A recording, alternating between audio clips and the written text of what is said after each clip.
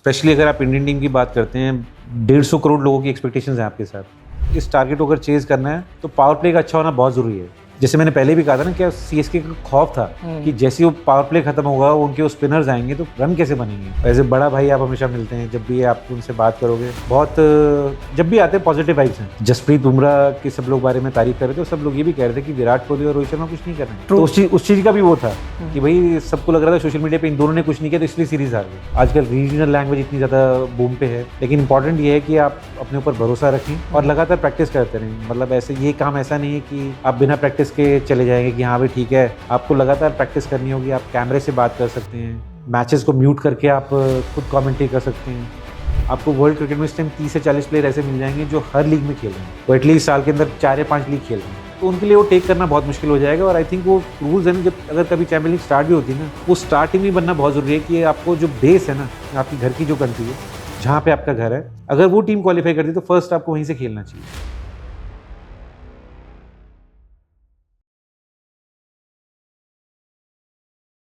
Imagine करो prime CSK लगातार 2 IPL final जीत कर आ रही है और वो तीसरा आईपीएल फाइनल अपने गढ़ चेपोक में खेल रही है, और तब एक बल्लेबाज आता है और 89 रनों की पारी के साथ छीन कर ले जाता है सीएसके के मुंह से जीत। ऐसे बल्लेबाज को हम जाबाज, निडर, कसूता या फिर मानविंदर बिस्ला भी कह सकते हैं। शुक्रिया भैया हमें इनवाइट करने के लिए और आप अपना कीमती समय देने के लिए। हम स्टार्ट करते हैं कि 2012 के उस फाइनल से कि जहां पे सब कुछ बदल गया। तो मेरा क्वेश्चन आपसे यही है पहला कि उस फाइनल से पहले एंड उसके बाद लाइफ में क्या चेंजेस आए? बहुत ज़्यादा चेंजेस आए। अगर आप मुझे लगते हैं उससे पहले जो एक फेम देखा नहीं गया था, कभी मैंने रियलाइज़ नहीं करा था ऐसे भी एक रात के अंदर लाइफ चेंज हो सकती है। वो उस फाइनल के बाद मैंने देखा किस तरीके से लाइफ चेंज हो सकती है, स्पेशली जब वो केकेआर जीतती है पहली बार तो। और क्योंकि उससे पहले जीते नहीं थे, और अगर आप देखोगे जो बंगाल में फैंस हैं अपनी टीम के लेके बहुत एक्साइटेड रहते हैं अपनी टीम को लेके और हमेशा ना लॉयल हैं बहुत ज़्यादा। तो उनके लिए बहुत बड़ी अपॉर्चुनिटी थी कि यार केकेआर पहली बार जीती है। स्पेशली पहले 3 साल तो बिल्कुल भी अच्छे नहीं गए थे। और कई लोग बात करते हैं, मैंने एक्चुअली में देखा है कि एक रात में कैसे वो ज़िंदगी पलटती है। मैंने थोड़ा रिसर्च किया उस मैच के बारे में और मुझे ये पता चला था कि आपकी वाइफ का बर्थडे था फाइनल वाले दिन। तो मतलब अक्सर ये सुना है कि प्यार में लोग चांद तारे तोड़ कर ले आते हैं, वो तो झूठी बात है ऑब्वियसली, लेकिन आप तो प्यार में ट्रॉफी तोड़ कर ले आए आईपीएल की। वो कैसा था? ऐसा कोई प्लान नहीं था कि वाइफ का बर्थडे तो ऐसा होने वाला है। मैं तो काफ़ी टाइम से खेल भी नहीं रहा था, लगभग 1 महीने से कोई मैच भी नहीं खेला था। एंड उसने अपना प्लान इस तरीके से कर रखा था कि जैसे ये फाइनल में पहुंचे थे कि फाइनल मैच है कि यार पहली बार फाइनल खेल रही है तो फाइनल देखने आना था उसको। एंड जब वो आई तो साथ में मुझे खेलने का भी मौका मिल गया और केकेआर चैंपियन बन गई। तो आई थिंक अभी तक का बेस्ट बर्थडे होगा उसका। ये तो बेस्ट बर्थडे गिफ्ट है, कोई दे सकता है अगर। जैसा कि आपने बोला कि आप काफी टाइम से खेले नहीं थे उस मैच से पहले एंड फाइनल में खेलते हैं एकदम से, एंड 190 प्लस का टारगेट होता है सीएसके जो देती है, वो ऑलरेडी टीम जो 2 बार जीत चुकी थी उससे पहले, एंड वो 3rd फाइनल खेल लेते हैं अपने ही होम ग्राउंड पे। एंड आपके जो कैप्टन थे गौतम गंभीर, वो बहुत जल्दी आउट हो जाते हैं एंड फिर आते हैं जैक कैलिस बैटिंग करने, एंड आपके साथ जो पार्टनरशिप हुई, मतलब वो प्रेशर जो था मैं ये सोच रहा हूँ, मतलब मैं खुद फील करता हूँ एज ए हम ऑडियंस के, हम कितना प्रेशर होता है उस टाइम पे ऐसी सिचुएशन में बैटिंग करना है उस सीएसके की टीम के आगे। तो उसके बारे में क्या बोलते? देखिए मुझे ऐसा लगता है कि अगर आप सीएसके की टीम देखोगे ना, स्पेशली उस टाइम में देखोगे, तो हर किसी टीम को लगता है यार कि चेन्नई में जाके चेन्नई को हराना बहुत मुश्किल काम है, क्योंकि अपने घर में तो इतनी बढ़िया तरीके से खेलते थे ना, और वो टीम की कॉम्बिनेशन भी जो रहता था उनका ये रहता था कि यार अपने घर में तो सारे मैचेस जीतने ही जीतने हैं। और उस टाइम में सीएसके फेमस थी कि हारे हुए मैचेस भी ना एकदम से जीत जाती थी। और मुझे याद है कि उसी 1-2 सालों में हम काफ़ी सारे हमारे क्लोज मैचेस होते थे सीएसके से, एंड सीएसके ना किसी तरीके से वो मैच जीत जाती थी। जब वहाँ पहुँचे तो जब हम पहले फील्डिंग भी कर रहे थे तो मेरे को लगा कि यार ये वो वाली चेन्नई वाली पिच नहीं है जो हमने इतने सालों से देखते हुए हैं कि स्लो टर्निंग पिच मिलती है। ये बहुत फ्लैट पिच है। मे बी शायद उन्होंने इस तरीके से प्रिपेयर करी थी कि सुनील नारायण को हेल्प ना मिल जाए, क्योंकि सुनील नारायण का उस टाइम पे हुआ था। अगर आप उस साल की बात करते हो, हर टीम प्लान कर रही थी, जितनी देर वो पूरी टीम पे लगाती थी उतनी देर सुनील नारायण के ऊपर लगाती थी कि भाई इसको कैसे टैकल करना है। तो आई थिंक कहीं ना कहीं उनके दिमाग में ये भी था कि यार ऐसी पिच ना मिल जाए कहीं पे कि सुनील नारायण बिल्कुल ही काबू में ना आए। तो बहुत ही फ्लैट पिच थी और मैं पीछे से खड़े होकर विकेट कीपिंग करते हुए देख रहा था कि यार सुनील नारायण को इतनी आसानी से खेल रहे हैं यार, कोई दिक्कत ही नहीं आ रही। रैना का जहाँ दिल कर रहा था वहाँ छक्का मार रहा था, जब दिल कर रहा था जब छक्का मार रहा था। तो मुझे पीछे पीछे यही अपने आप को मैं मोटिवेट कर रहा था यार कि रैना मेरे बैच का ही है, और जब ये इतने बड़े लेवल पे इतनी आसानी से खेल रहा है तो मुझे भी करना है। मतलब ऐसा नहीं है कि मैं नहीं कर सकता हूँ। तो बार बार मैं सिर्फ अपने आप को मोटिवेट करता जा रहा था कि यार आज फिर से मौका मिलेगा, आज अगर स्टार्ट अच्छा मिल गया और बैटिंग अच्छी हुई ना तो आज टीम के लिए कुछ करना है। सुनील नारायण का मैंने एक इंटरेस्टिंग किस्सा सुना है कि गौतम गंभीर ये कहते थे कि मुझे सुनील नारायण टीम में चाहिए ऑक्शन से पहले, उनका बहुत मन था।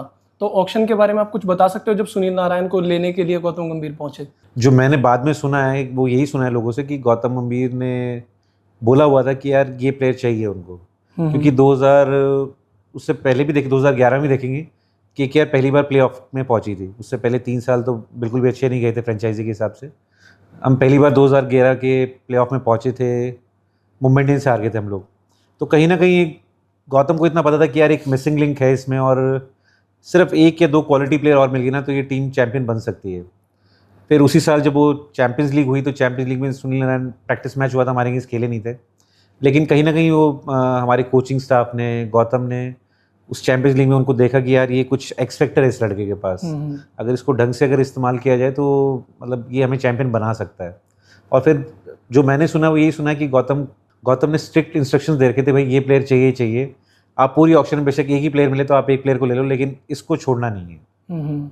2012 से खेल रहे हैं और 2025 आ गए, सुनील नारायण अभी भी हर मैच में अच्छे तरीके से परफॉर्म कर रहे हैं। लेकिन ये किसी ने सोचा था कि सुनील नारायण 5 विकेट लेने वाला सुनील नारायण अब सेंचुरी बनाएगा और बदला उठाएगा?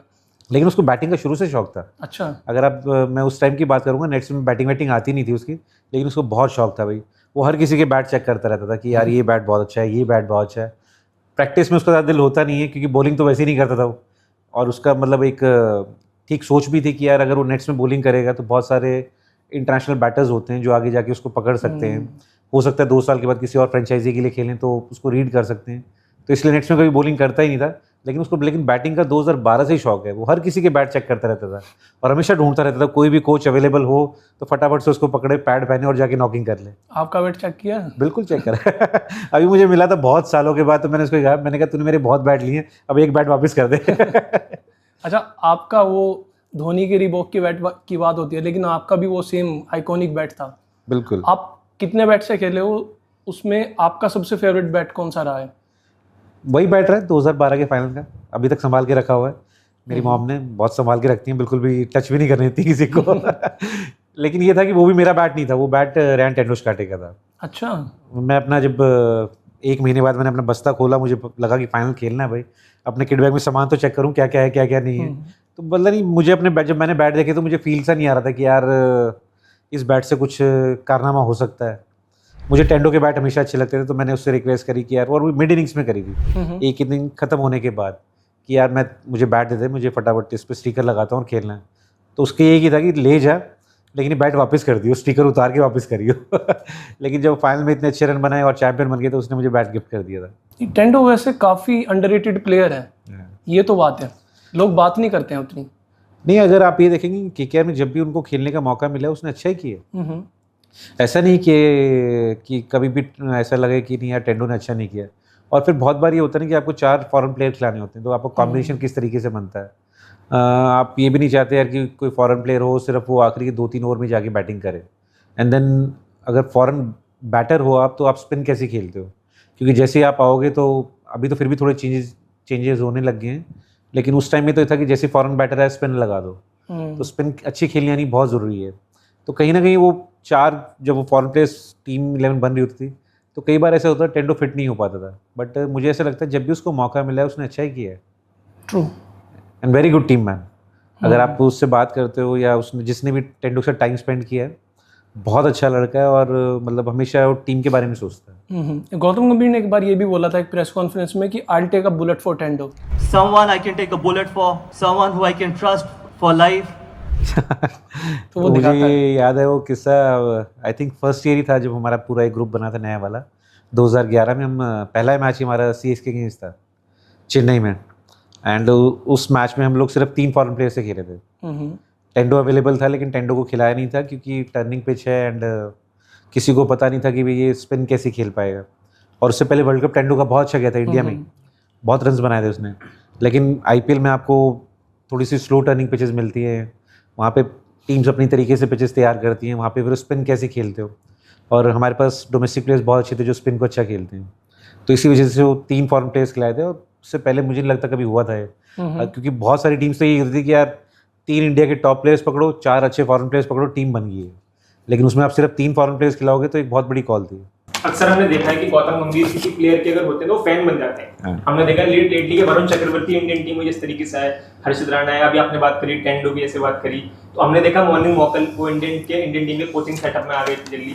तो मैं आपसे पूछ रहा हूँ कि गौतम गंभीर को लोग मतलब मिसअंडरस्टूड करते हैं एक तरीके से कि वो किस तरीके के कोच हैं, किस तरीके के खिलाड़ी हैं, क्योंकि आपने तो इतना क्लोजली उनको देखा है, उनके साथ बैटिंग करी है, उनके साथ ड्रेसिंग रूम शेयर करा है। तो गौतम गंभीर के बारे में मैं एक बार चीज पूछना चाहूंगा कि लोग बहुत बार उनको समझ नहीं पाते, मुझे लगता है खासकर इंडियन फैंस, जो रिसेंट जो इंडियन फैंस हैं उनके बारे में।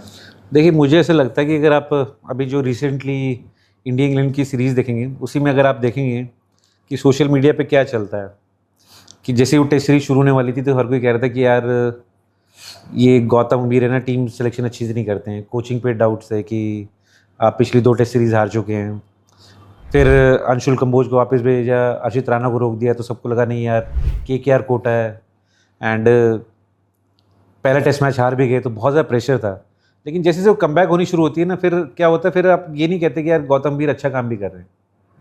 अगर पहले आप ये कह रहे हैं कि ये गौतम गंभीर की टीम है और ये टीम ढंग से नहीं खिलाते हैं, फिर जब वो टीम अच्छा खेलती है तो आपको क्रेडिट भी देना चाहिए। True. और गौतम गंभीर को क्रेडिट नहीं चाहिए, उनके लिए इतना ही काफ़ी है कि वो देश को उनको एक सर्व करने का मौका मिल रहा है। क्योंकि मैंने जितना भी टाइम स्पेंड किया, जैसे ही वो भारत की बात आती है ना, तो उनका मोटिवेशन लेवल बहुत अलग लेवल पे चले जाता है।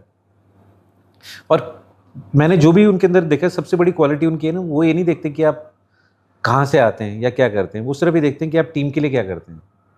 कोई दिक्कत नहीं, आप 10 रन कम बना दोगे ना, लेकिन अगर आप एक अच्छे टीम मैन हो ना, तो आप टीम चला लोगे, कोई दिक्कत नहीं है। आप ये देखिए कि इस सीरीज़ के अंदर अगर आप देखते हैं, आपको कितने सारे हीरोज़ देखते हैं, खाली आपको 2 या 3 हीरो नहीं देखते हैं। आप इसमें देखिए आपके पास 5 बैट्समैन ऐसे हैं जो 400 से ऊपर रन बना चुके हैं। बॉलिंग में आप देखते हैं सिराज, बुमराह, कितने सारे आपको ऐसे दिखते हैं कि जिन्होंने क्रूशियल टाइम पे आके अच्छे स्पेल डाले हैं। आकाशदीप को आपको देखिए, जिन्होंने मैचेस जिताए हैं। तो आपको ऐसा नहीं कि भाई इंडियन टीम में सिर्फ आप ये 3 या 4 लोगों के बारे में बात कर रहे हैं, आप ये बात कर रहे हैं कि यार इस इंडियन टीम के हर लड़के ने अच्छा किया है। कोच का यही काम होता है कि आपको एक टीम बनानी है, आपको 4 प्लेयर नहीं बनाने, आपको ये देखना है कि किस तरीके से आपकी इंडियन टीम बेस्ट कर सकती है। और इंग्लैंड में जाके सीरीज़ ड्रॉ करना आसान काम नहीं है। मैंने BGT के लिए भी कहा था कि देखिए आप हर बार ऐसा नहीं हो सकता कि आप ऑस्ट्रेलिया जाएंगे और टेस्ट सीरीज जीत के भी आ जाएंगे। ऑस्ट्रेलिया एक टॉप टीम है, उसको उनके घर में हराना आसान काम नहीं होता। यस, कुछ ग्रेट इंडियन टीम्स ने वो काम करके दिखाया, वो कारनामा करके दिखाया, और वो जो जीत है ना, वो कितने सालों तक याद रहेंगी। अब वो ऐसा नहीं कि वो आपने जाके आराम से हरा दिया।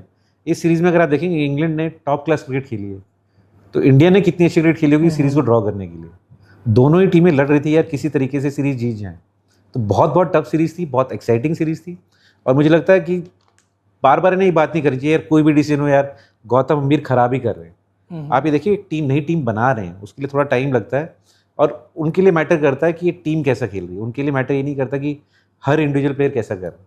अच्छा, इंडिविजुअल प्लेयर अच्छा करेंगे तभी टीम बनेगी, लेकिन आपको है ना वो क्रेडिट हर इंडिविजुअल प्लेयर को देना पड़ता है, तभी वो टीम बनती है। ऐसा नहीं होता कि आप सिर्फ 3 या 4 प्लेयर को कहें कि नहीं यार आप ही टीम बनाओगे, आप अच्छा करोगे तो टीम जीत जाएगी, नहीं तो नहीं जीतेगी। इस इंडियन टीम के अंदर मुझे ऐसा लगता है हर कोई मैच विनर है। ये जो मतलब अभी सीरीज हुई है इंग्लैंड और इंडिया की, इसमें ये देख के काफ़ी अच्छा लगा। इंडिया पहले भी गई है, ड्रॉ कराई है, विराट कोहली की टीम ने 21 में ड्रॉ कराया था, लेकिन ये टीम एफर्ट लगा इस टीम को देख के। ये नहीं लगा कि किसी एक प्लेयर की वजह से जीते हम। और शायद गौतम गंभीर का कहीं ना कहीं यही मोटिव है कि वो नहीं चाहते हैं कि एक हम ये कहें कि ये प्लेयर हमारा मेन प्लेयर है, इसकी वजह से हम जीतते हैं, हम उस पर डिपेंड हैं। हम सालों से एक प्लेयर पर डिपेंड होता है। पहले हम विराट कोहली पर डिपेंड हुआ करते थे, उससे पहले हम सचिन पाजी पर डिपेंड हुआ करते थे, उससे पहले सुनील गावस्कर, और बहुत प्लेयर हुए हैं जिन पर हम डिपेंड होते थे। तो कहीं ना कहीं मुझे जो लगता है पर्सनली कि गौतम गंभीर चाहते हैं कि एक प्लेयर ना रहे टीम में। अगर क्रिकेट 11 प्लेयरों का गेम है तो उसको वैसे ही खेला जाए। ये टेनिस तो है नहीं जो एक प्लेयर खेलेगा, तो वो उसमें कहीं ना कहीं सक्सेसफुल हुए हैं। क्योंकि आप जैसे आपने बताया, एक कोई स्टार नहीं था हमारा इस सीरीज़ में। शुभमन गिल स्टार थे, ऋषभ पंत स्टार थे, सिराज, आकाशदीप। तो मुझे लगता है वो सक्सेसफुल हुआ है थोड़ा। बिल्कुल हुआ। देखिए मुझे ऐसा लगता है कि जब कोई भी, स्पेशली अगर आप इंडियन टीम की बात करते हैं, 150 करोड़ लोगों की एक्सपेक्टेशंस हैं आपके साथ। आपको पता होता है कि यार आपको अपना बेस्ट करना पड़ेगा, तभी आप यहाँ पे एक स्टेप और आगे की तरफ लेके जाएंगे। और मुझे ऐसा लगता है कि आप अगर आप कोचिंग हिस्ट्री में देखेंगे इंडियन टीम में, ऐसा तो नहीं है कि कोचेस जो भी बने हैं वो सारी सीरीज जीते हैं या सारे मैच जीते हैं। आप ये देखते हैं कि यार इस टीम का खेलने का तरीका क्या है और उसमें कितने सक्सेसफुल हैं। डेफिनेटली कुछ अप एंड डाउन्स होंगे ही होंगे, लेकिन आपको ये देखना पड़ेगा कि यार 1-1.5 साल के बाद ये जो टीम है ये सही रास्ते पे है कि नहीं है। क्या ये आगे जाके अगले महीने में जो भी सीरीज़ होती है वहाँ पे जीतने के लिए कितनी रेडी हैं।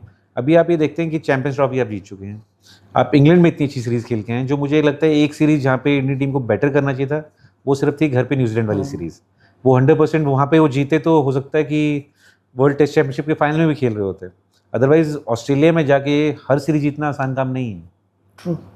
और यही होता है कि आप ये देखते हैं कि कौन से प्लेयर्स आपको मैच जिता सकते हैं रादर देन कि यार उसकी एवरेज कितनी है, उसने ये कर रखा है, उसने वो कर रखा है। आप ये देखते हैं कि यार ये प्लेयर जाके मेरे लिए कितना, जब ग्राउंड में जाएगा इंडियन टीम के लिए कितना दमखम रखता है, ये प्रेशर को किस तरीके से हैंडल करता है और सही समय पे आगे रन बनाएगा नहीं बनाएगा। अच्छा, बात करते हैं जैसे कि आईपीएल के बारे में लोगों ने काफी बोला है कि रिसेंटली बैटर्स गेम ज्यादा हो गया है। 2025 में 24 में इतने रन बन रहे हैं, बाउंड्रीज छोटी हो गई हैं, है ना, और इजी हो गया, बैट्स मोटे हो गए।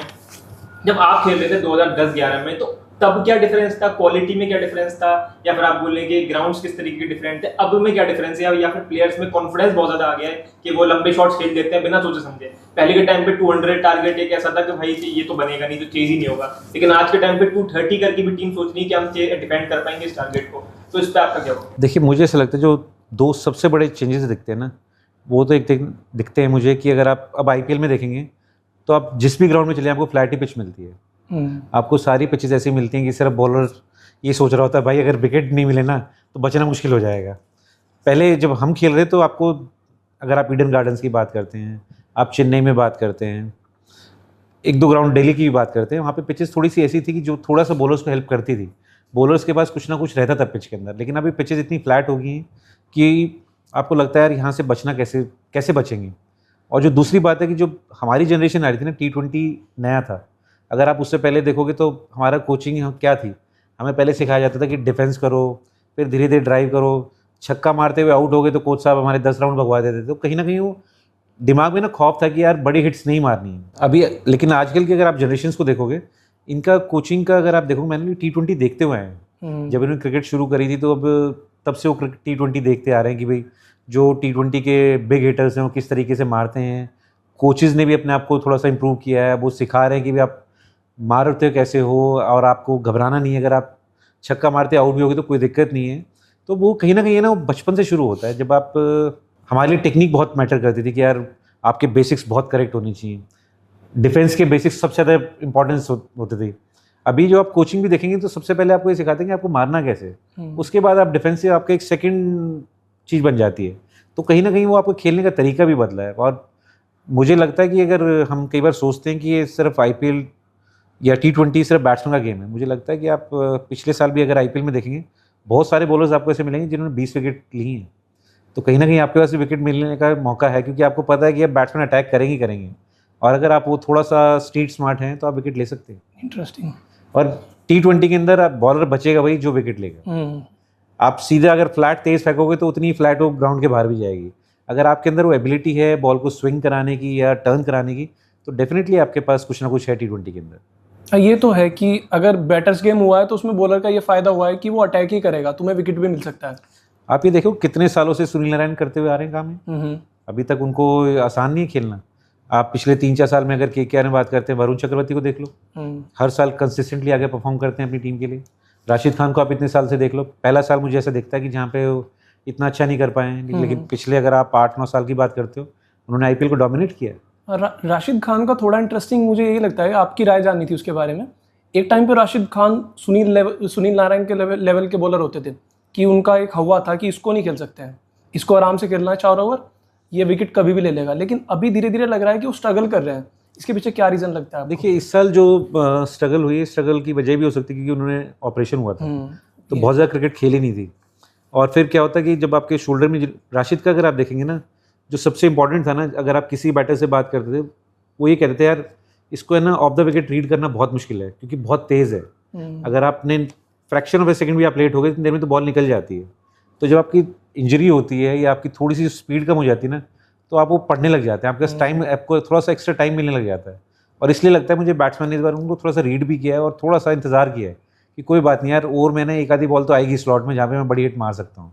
एक रीजन मुझे लगता है ये भी हो सकता है कि वो क्रिकेट बहुत ज्यादा खेल रहे हैं। बिल्कुल, हर लीग में खेल रहे हैं राशिद खान, हर लीग में दिख जाते हैं वो खेलते हुए। मुझे लग रहा है वो कितने 365 में से 150 मैच तो खेलते वो खेलते खेलते हैं। होंगे आराम से। और 150 मैच वैसे नहीं है कि हम कहीं कोई लीग के मैच खेल रहे हैं, वो टॉप क्लास क्रिकेट टॉप है। Class cricket.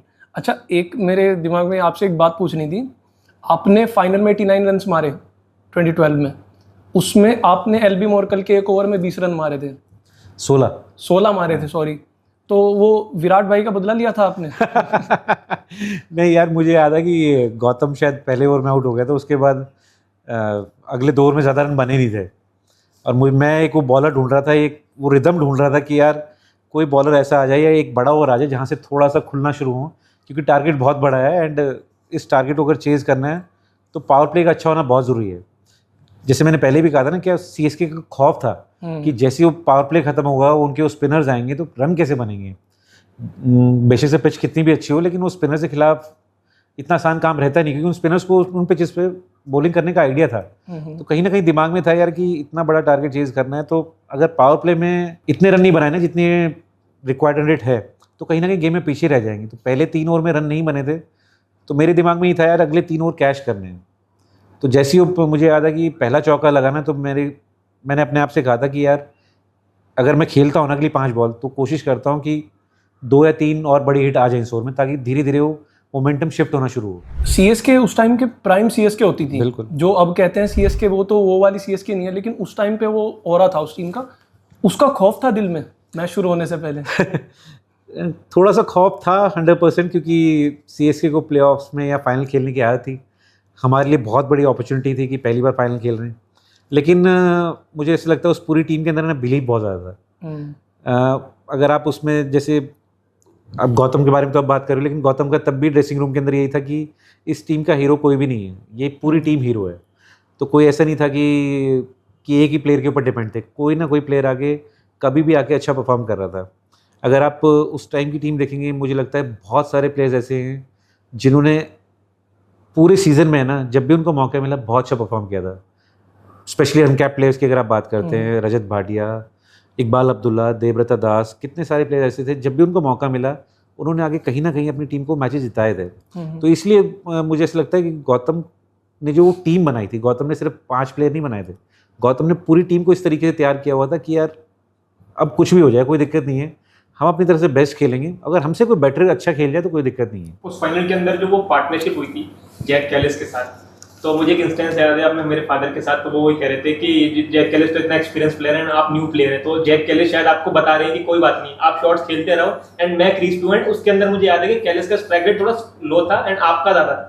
तो क्या बात हो रही थी उस टाइम में, जैक कैलिस क्या बोल रहे थे आपसे उस इनिंग के बीच में? जैक कैलिस मतलब लेजेंड के भी लेजेंड हैं, जैसे वो प्लेयर हैं उनको कोई फ़र्क नहीं पड़ता ओकेजन का, उनको ये पता होता है, उनको इतना भरोसा है अपने ऊपर कि अगर जब तक वो क्रीज पे खड़े हैं ना, तो कितना भी रन रेट हो, कैसे भी पिच हो, कितना ही बड़ा ओकेजन हो, वो अपनी टीम के लिए मैच जिता सकते हैं, उनको कोई दिक्कत नहीं आएगी। नर्व्स मेरे अंदर थी कि यार मैं इतने दिनों बाद खेल रहा हूँ, फाइनल खेल रहा हूँ, ऐसा मौका पता नहीं लाइफ में कभी दोबारा मिलेगा नहीं मिलेगा। उनके लिए तो एक हर रोज़ का काम होता है, देखिए यार क्या है, आराम से कोई दिक्कत ही नहीं है। और इतने वो काम रहते हैं ना, आई थिंक कोई दिक्कत ही नहीं होती। जब आप उनसे बैटिंग कर रहे होते हो ना, आपको लगता है यार ये फाइनल मैच चल रहा है और ये बंदा आराम से खड़ा हुआ है, कोई दिक्कत ही नहीं है। ये फाइनल के मैच में जहाँ पे रन रेट 9 का चाहिए आपको, ये डिफेंस भी कर देते हैं। वहाँ हमारे दिमाग में रहता है यार एक बॉल डिफेंस हो गया, अगली बॉल में तो कुछ ना कुछ करना ही करना है। हमारे अंदर मतलब इतना ज़्यादा वो रहता है ना कि यार कुछ करो, यहाँ पे मौका मिला है। एंड वो इतना सिक्योर बंदा है ना कि उसको पता है यार कि कोई दिक्कत नहीं, इस बॉल पे नहीं लगी, मैं क्रिकेटिंग शॉट से ही ना अगली बॉल पे चौका छक्का कभी भी मार दूंगा। वो गेम के हिसाब से चलते हैं। एक बार मैंने उनसे बात भी करी थी कि आप कैसे इतने कंसिस्टेंट हो। उनका यही कहना था कि यार ना तो मैं पिच को देखता, ना ही मैं अपोजिशन टीम को देखता, मैं सिर्फ ये देखता हूँ कि गेम किस तरीके से चल रहा है और मुझे उस तरीके से बैटिंग करनी है। मैं ये नहीं सोच रहा हूँ कि यार मुझे 2 बॉल डॉट होगी तो मुझे छक्का मारना ही मारना है। मैं ये सोच रहा हूँ कि अभी अगर 8 रन प्रति ओवर चाहिए तो 8 रन प्रति ओवर चल रहे हैं कि नहीं चल रहे हैं, हो सकता है दूसरा चौका मार दे। तो जब मेरे लग रहे थे तो वो उन्होंने बैकफुट पर आराम से, उन्होंने कोई दिक्कत नहीं थी कि यार अभी बिस्ला के लग रहे हैं, ये हीरो बन रहा है, इसको बनने दो, कोई दिक्कत नहीं। जैक कैलिस शायद जब चाहे जब छक्का मार सकते थे, लेकिन उनकी बड़ी बात ये है कि उन्होंने गेम को रीड किया कि यहाँ पे इसके बैट पे अच्छी बॉल लग रही है, इसका बहुत अच्छा फ्लो चल रहा है, इसको मारने दो, मैं गेम पीछे से देखता हूँ। जैसे ही मैं आउट हुआ फिर उन्होंने गेम चलाया। अच्छा, पहले आईपीएल खत्म होता था, उसके बाद में चैंपियंस लीग T20 शुरू होता था, तो उसका क्या चैलेंज रहता था, उसके लिए कैसे प्रिपेयर करते थे प्लेयर्स? मुझे लगता है चैंपियंस लीग को दोबारा रिलॉन्च करना चाहिए। हाँ वो तो हो रहा है वो। बहुत अच्छा टूर्नामेंट था, मतलब मैं 2 बार खेला हूँ KKR के लिए, दोनों बार बहुत मज़ा आया। स्पेशली जब साउथ अफ्रीका में हुई थी, एक बार इंडिया में खेला, एक बार साउथ अफ्रीका में खेला, आई थिंक 3 बार खेला हूँ बल्कि। जो साउथ अफ्रीका में थी उसमें तो बहुत मज़ा आया था, क्योंकि वहाँ पे लोग है ना, बेशक से वो KKR वर्सेस DC का ही मैच था ना, तो पूरा का पूरा स्टेडियम भर जाता है। वो सिर्फ ये नहीं देख, वो स्टार्स को देखने नहीं आते, वो टीम्स को देखने आते हैं, वो क्रिकेट को देखने आते हैं, वो गेम को एंजॉय करते हैं। कितनी बार ऐसा था कि IPL की 2 टीम्स का मैच था, लेकिन अगर स्टेडियम में देखोगे एक भी सीट खाली नहीं थी। और जब चैंपियंस लीग कई बार इंडिया में हुआ है तो पूरा का पूरा स्टेडियम खाली था, लोग ज़्यादा देखने आए नहीं थे, क्योंकि IPL के बाद आप इतना थक जाते हो, फैंस के लिए बहुत मुश्किल होता है, आप इंटरनेशनल क्रिकेट भी फॉलो करते हो। तो मुझे लगता है, और एक है ना वो अलग जज्बा था आपको यार, कि खाली ये नहीं कि आप एक बार IPL खेले तो फिर आप 10 महीने बाद वापस मिल रहे हो अपनी टीम के साथ। आपको 5-6 महीने के बाद एक और एक टूर्नामेंट खेलने को मिलता था, अपनी फ्रेंचाइजी के लिए खेलने के लिए मिलता था, वही वो प्लेयर्स का वापस ग्रुप इकट्ठा होता था। मुझे लगता है कि वो टूर्नामेंट बहुत अच्छा है और उसको दोबारा ने रिलॉन्च करके ना उसको सक्सेसफुल बनाना चाहिए। उसकी चल रही है अभी बात, ये रिपोर्ट्स आ रही हैं कि वो सितंबर में आएगा, शायद सितंबर में आ रहा है ना। मुझे तो बहुत मजा आया था जब स्पेशली जो साउथ अफ्रीका में हुआ था, मतलब one of the best tournament. South Africa में 2012 में हुआ था ना, शायद 13 में कब हुआ था? आई थिंक 12 में ही हुआ था। 12 में ही हुआ था। मेरे लिए तो 12 का IPL सबसे बेस्ट रहेगा, क्योंकि मुझे याद आता है मैं 5th क्लास में था और हमारे इंग्लिश टीचर थे प्रेम सर, उन्होंने हमें कहा था कि तुम्हें एक स्क्रैप बुक बनानी है। अब उसमें क्या थीम था उसका, हमें IPL का हर मैच फॉलो करना था और उसमें फिर इंग्लिश न्यूज़पेपर में आता था बढ़िया HD फोटो, उसमें से मैन ऑफ द मैच जो बेस्ट परफॉर्मेंस थी उसका फोटो निकाल के स्क्रैप बुक में लगाना है, थोड़ा उसके बारे में लिखना है। अब शामली हमारे शहर में मिलता नहीं था इंग्लिश अखबार, पानीपत से मंगाता था पापा से, वो लेके आते थे तब बनाते थे। फाइनल में फिर फाइनल वाले दिन अखबार 2 दिन लेट हो गया, आपका फोटो ढूंढ रहे थे उसमें। 2 दिन बाद अखबार आता है, उसमें लगाते हैं, सर को सबमिट कराते हैं, सर कहते हैं बढ़िया बनाया है। नहीं, 2012 मुझे लगता है कि बहुत सारे लोगों के लिए यादगार है, क्योंकि KKR की मैंने जैसे पहले भी कहा था, KKR की फ़ैन फॉलोइंग बहुत ज़्यादा है। एक ऐसी टीम है जिसके फैंस बहुत ज़्यादा लॉयल है। तो स्पेशली जब वो पहले 3 साल नहीं जीते थे वो, लेकिन 2011 से जब वो टीम बननी शुरू हुई तो काफ़ी लोगों का इंतज़ार था यार ये टीम कब जीतेगी कब जीतेगी। और जब वो चैम्पियन बने ना, तो मुझे लगता है कि ना ही तो कोई KKR का फ़ैन भूलेगा उसको, ना ही वो टीम भूलेगी, ना ही ओनर्स भूलेंगे। एज ए फ्रेंचाइजी कोई भी उस जीत को कोई भूल नहीं पाएगा। वानखेड़े के ग्राउंड स्टाफ भी नहीं भूलेंगे। अच्छा, शाहरुख खान पे आते हैं। Shahrukh Khan as a owner कैसे हैं, मतलब कैसा बिहेवियर रहता है उनका टीम के साथ में? मुझे लगता है वो कभी एज ए ओनर तो बिहेव करते ही नहीं है, एज ए बड़ा भाई आप हमेशा मिलते हैं। जब भी आप उनसे बात करोगे, बहुत जब भी आते हैं पॉजिटिव वाइब्स हैं। आप 2012 तक रेगुलरली आते थे, हर मैच में आते थे, और कई बार भी मैंने कभी भी नहीं देखा उनको कि कोई मैच हारने के बाद भी ना वो ऐसा हो रहे हो कि प्लेयर्स से आगे पॉजिटिव वाइब्स ना देखे जा रहे हो। तब भी वो कुछ ना कुछ इस तरीके से देखे जा रहे होते कि नहीं यार इस मैच में नहीं हुआ, अगले मैच में हो जाएगा, कोई दिक्कत नहीं। क्योंकि एज ए ओनर आप देखोगे बहुत मुश्किल हो जाता है, स्पेशली पहले 3 साल जब आप इतनी अच्छी टीम बनाने के बाद भी नहीं जीतते हो। हर कोई आदमी आपको कहता है नहीं यार क्या हो रहा है, इतने बड़े ओनर हो, इतनी बड़ी टीम बनाई फिर भी नहीं जीतते हो। लेकिन हमेशा वो उन्होंने मुझे ऐसा लगता है कि पूरी टीम में कभी भी आके ऐसी बात नहीं करी कि नहीं यार तुम जीत नहीं सकते हो। और 2012 में भी जिस साल हम चैंपियन बने, काफ़ी सारे मैचेस ऐसे थे जहाँ पे हमें जीतना चाहिए था और हम वहाँ से मैचेस हार गए थे। लेकिन कभी भी उन्होंने आके नहीं बोला कि नहीं यार ये एक मैच कैसे हार सकते तुम। हमेशा आके उनका ये था कि कोई बात नहीं, इस साल जीत जाएंगे, इस साल चैंपियन बनना है, इस साल चैंपियन बनना है। और वो जो गौतम की और शाहरुख भाई की जोड़ी है ना, वो बहुत क्लास है। मतलब वो दोनों ही मतलब डे 1 से था कि इस साल जीतेंगे ही जीतेंगे। आपकी कोई मेमोरी है शाहरुख खान के साथ? आप तो obviously man of the match रहे थे फाइनल में, फाइनल के बाद कुछ बोले आपको? आई थिंक जो बोले वो आप सोशल मीडिया पे सुन ही चुके हो बहुत बार। फाइनल जीतने के बाद उन्होंने मुझे ये बोला था कि यार मुझे एक रात पहले सपना आया था कि बिस्ला ये मैच जिताएगा, फाइनल मैच बिस्ला जिताएगा और बिस्ला अच्छा करेगा इस मैच में। तो मैंने कहा पहले ही सोच रहे थे मैं पहले भी खेल लेता मैच। सपना थोड़ा पहले आ जाता।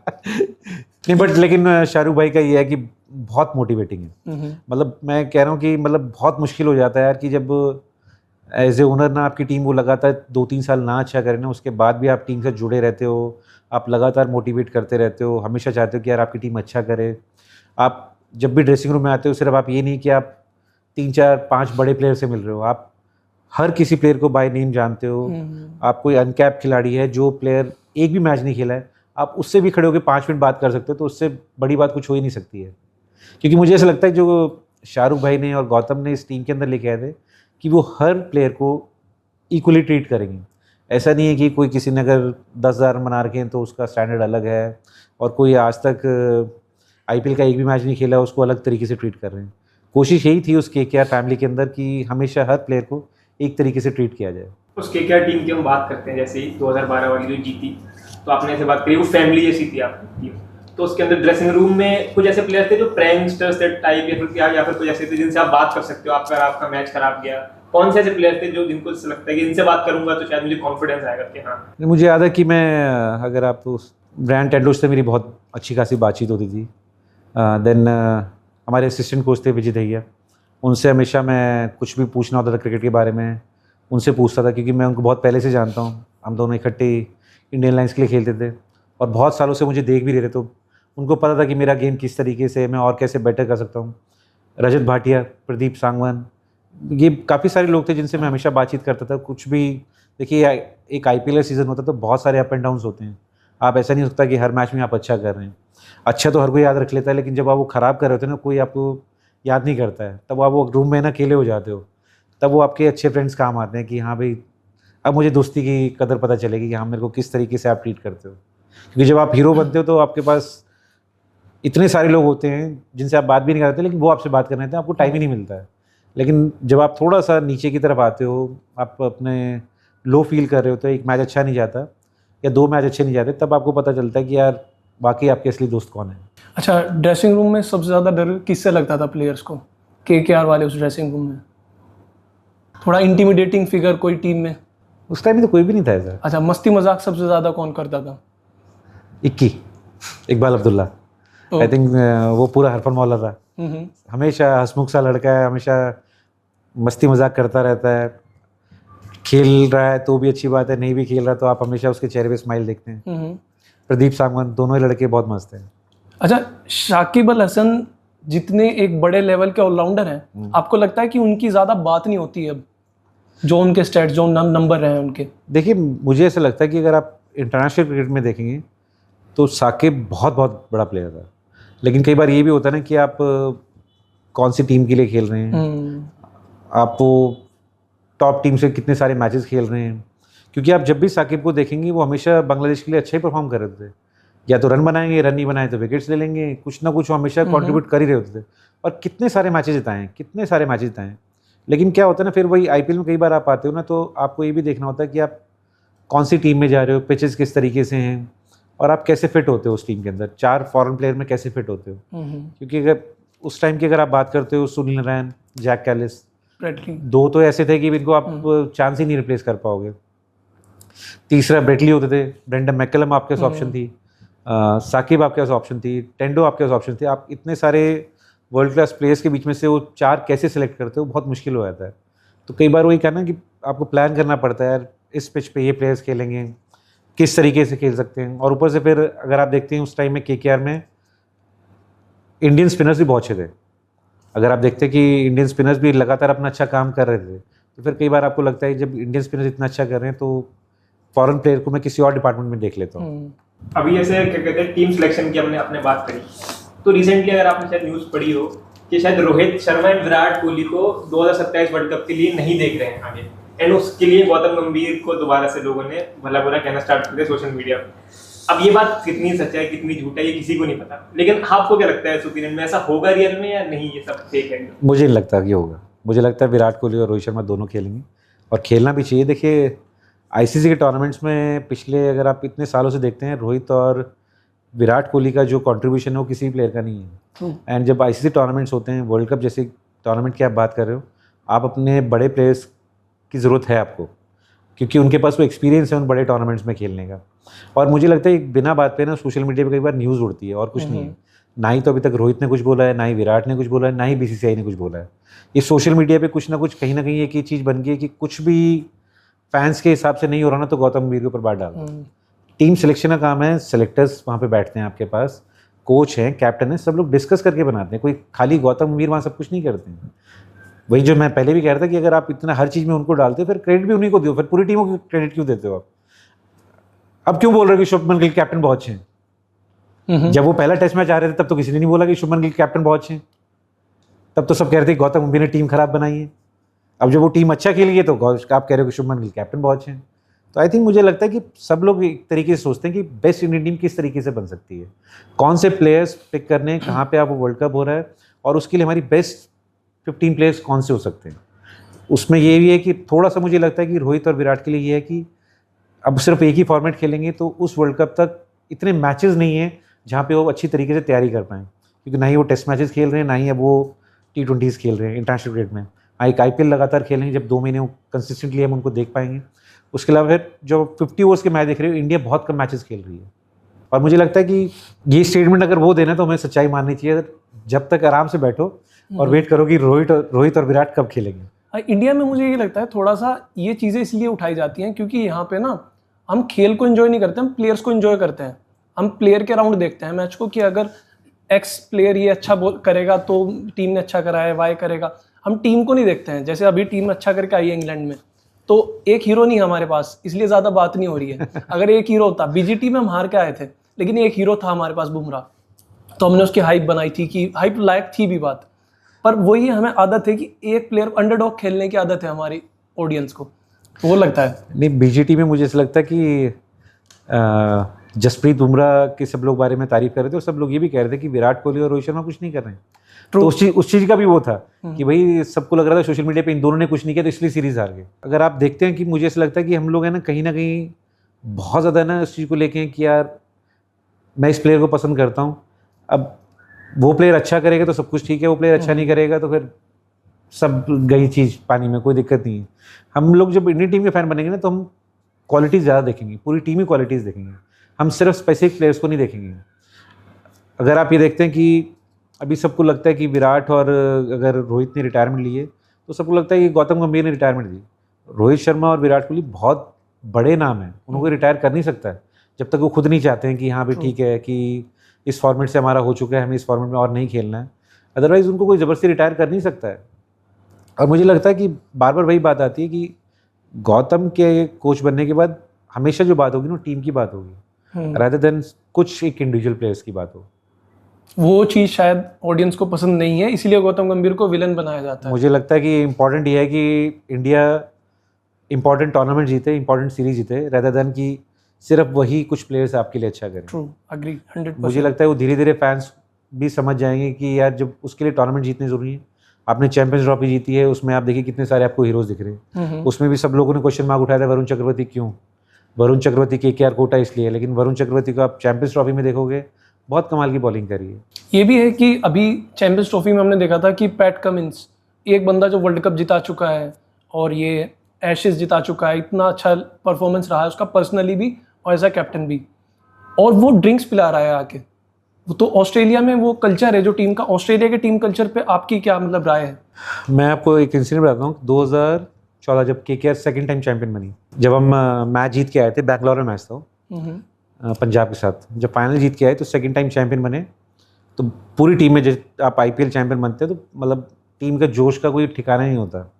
और मुझे याद है कि सब लोग जितने भी प्लेयर्स थे सब लोग आए वापस कि फटाफट सब अपने रूम में गए, शॉवर लेके आएंगे, गर्मी पसीने भरे हुए हैं, और शॉवर लेके आते फिर नीचे पूरी पार्टी में मिलते हैं। पैट कमिंस और क्रिस लिन 2 ऑस्ट्रेलियन प्लेयर थे, इन्होंने अपनी जर्सी चेंज नहीं करी थी, पूरी रात KKR के कपड़ों में उन्होंने पूरी टीम के साथ टाइम स्पेंड किया था, और हम सब पूरा परफ्यूम लगा के कपड़े चेंज करके तैयार शहर होके आए थे। तो उनका कल्चर इस तरीके से है कि उनका जो स्पोर्ट है ना बचपन से सिखाया इस तरीके से जाता है कि जब आप टीम स्पोर्ट खेल रहे हो तो वहाँ पे इंडिविजुअल का कोई काम नहीं है, वहाँ पे सब कुछ ये है कि आप किस तरीके से आप टीम को देखते हैं। और जब आपने पैट कमिंस की बात करी, मैंने कई बार विराट को भी देखा पानी पिलाते हुए, तो ऐसा नहीं कि इंडियन प्लेयर्स नहीं करते हैं, सभी करते हैं, क्योंकि धीरे धीरे आप रियलाइज़ करना शुरू कर देते हैं कि इट्स ऑल अबाउट टीम।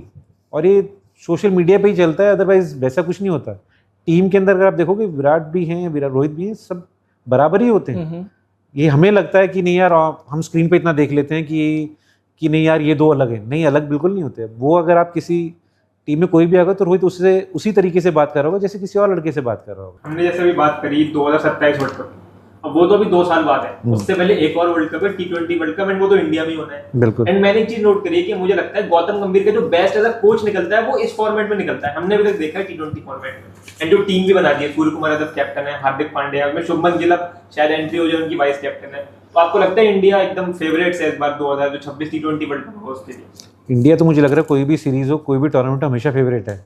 जिस तरीके का इंडिया के पास टैलेंट है हमेशा फेवरेट है। लेकिन जो गौतम की मुझे लगता है सबसे अच्छी क्वालिटी है ना, वो सबसे ज़्यादा ये देखता है कि कौन से नंबर पे या कौन सी सिचुएशन के हिसाब से मेरा कौन सा प्लेयर फिट होता है, और उस तरीके से वो सोचते हैं कि हाँ भाई इस तरीके से टीम बननी चाहिए। अगर आप ये देखते हैं कि चैंपियंस ट्रॉफी में देखेंगे कि उनको पता था कि मैच यूएई में होने हैं, वहाँ पे स्पिनर्स का थोड़ा सा बोलबाला ज़्यादा रहेगा।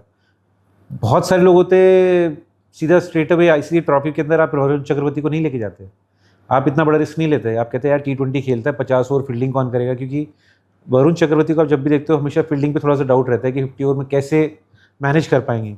लेकिन उनको पता है कि यार इन पिचेस पे अगर मेरे लिए 10 ओवर डाल देगा, ये 10 ओवर कमाल के डाल देगा तो मैच जिताना पक्का हो जाएगा। तो आप उस तरीके के प्लेयर्स ढूंढते हैं कि हाँ भाई मैचेस कहाँ हो रहे हैं और कौन से प्लेयर का प्रोफाइल पूरी टीम के हिसाब से बैठता है। और इन चीज़ों में ना गौतम मुझे लगता है कि थोड़ा सा ना टैक्टफुली भी देखेंगे ना, बहुत स्मार्ट है। अगर वो क्रिकेट को जिस तरीके से रीड करते हैं ना कि हाँ भाई इस टाइम में ऐसे होना चाहिए, कौन सा प्लेयर कब मेरे काम आएगा या टीम के काम आएगा और किस तरीके से मैचेस जीत सकते हैं, वो राइट प्रोफाइल के प्लेयर्स वर्ल्ड कप ही आपको जिताएंगे। मतलब मुझे क्यूरियोसिटी है ये जानने के लिए, आप आंसर देना चाहो तो भी दे सकते हो, नहीं चाहो तो भी नहीं दे सकते हो। 2013 में गौतम गंभीर और विराट कोहली के बीच ग्राउंड पे थोड़ी कहासुनी हुई थी, काफ़ी लोगों ने अलग अलग अपनी बातें बताई हैं, ये एंगल वो एंगल, ये हुआ था वो हुआ था। आप फील्ड पे मौजूद थे, तो क्या आप उसके बारे में थोड़ा बता सकते हैं कि वो सिचुएशन क्या थी? देखिए पहले तो मुझे लगता है कि सबको ये समझना जरूरी है कि दो ऐसे प्लेयर्स जो अपनी टीम के लिए जान देते हैं, चाहे वो जब कंट्री के लिए खेल रहे हो तब भी, चाहे वो फिर अब IPL में जब जाएंगे अपनी फ्रेंचाइजी के लिए, वो अपनी दोनों के दोनों प्लेयर्स ऐसे हैं जो अपनी टीम के लिए जान छिड़कते हैं और हर मैच जीतना चाहते हैं, हर मोमेंट जीतना चाहते हैं। तो जब हीट ऑफ द मोमेंट जब दो प्लेयर्स ऐसे भिड़ते हैं तो हीट ऑफ द मोमेंट कभी कभार ऐसी चीज़ें हो जाती हैं। और मुझे जो अच्छी बात लगी थी, ऐसा नहीं था कि वो लड़ाई बहुत लंबी चली थी। जैसे ही मैच खत्म हुआ दोनों आपस में आराम से गपशप बात कर रहे थे, बातें मारे। दोनों दिल्ली के लड़के हैं और दिल्ली की थोड़ी सी खून में गर्मी तो है ही तो मुझे लगता है ये चीज़ें वहीं मैच में ख़त्म हो जाती है, लेकिन फैंस इसको बहुत ज़्यादा खींच देते हैं कि देखिए कभी क्या ऐसा हुआ है कि विराट और गौतम एक टीम में खेल रहे हैं तभी इनकी लड़ाई होगी।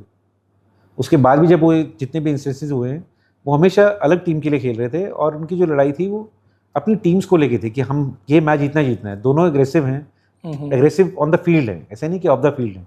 ऑफ द फील्ड मुझे लगता है बहुत अच्छे दोस्त भी होंगे, बातचीत होगी, क्योंकि मैंने तो जब 2013 में ही देखा था कि जब ऑफ द फील्ड थे दोनों, बहुत मैच खत्म होने का दोनों चिल्ड आउट थे, आराम से बात भी कर रहे थे, कोई दिक्कत नहीं है।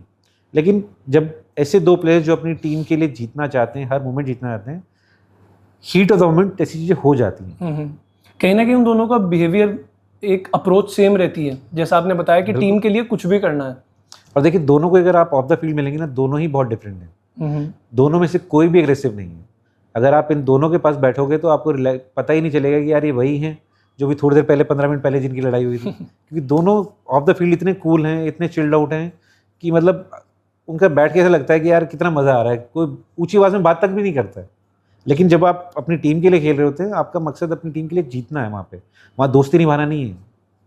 तो 2014 के बारे में पूछना चाहूँगा आपसे। मैक्सवेल को लेके डर लग रहा था, 12 में CSK का डर था, लेकिन मैक्सवेल ने जो तबाही मचाई थी 2014 में, लग रहा था कि अगर ये बंदा चल गया तो हमारा तो गया ये IPL।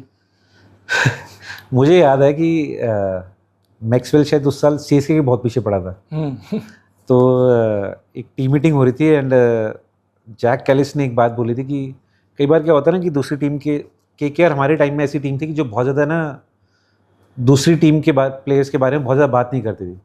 हमारी जो आप लोगों ने सुना ही होगा कई लोगों से कि CSK या धोनी की मीटिंग सिर्फ 1 मिनट में ख़त्म हो जाती है, तो हमारी भी मीटिंग 5-7 मिनट में ख़त्म हो जाती थी।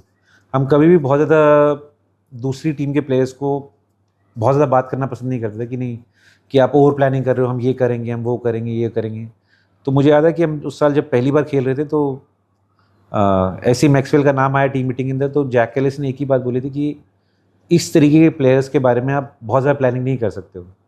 आप इसको नॉर्मल टेस्ट मैच वाली लेंथ या लाइन डालते रहो, ये सब कुछ अपने आप ही करेंगे। अगर वहाँ से भी एक चौका छक्का लग जाए तो कोई दिक्कत नहीं है, आप अपने प्लान्स के ऊपर रहो।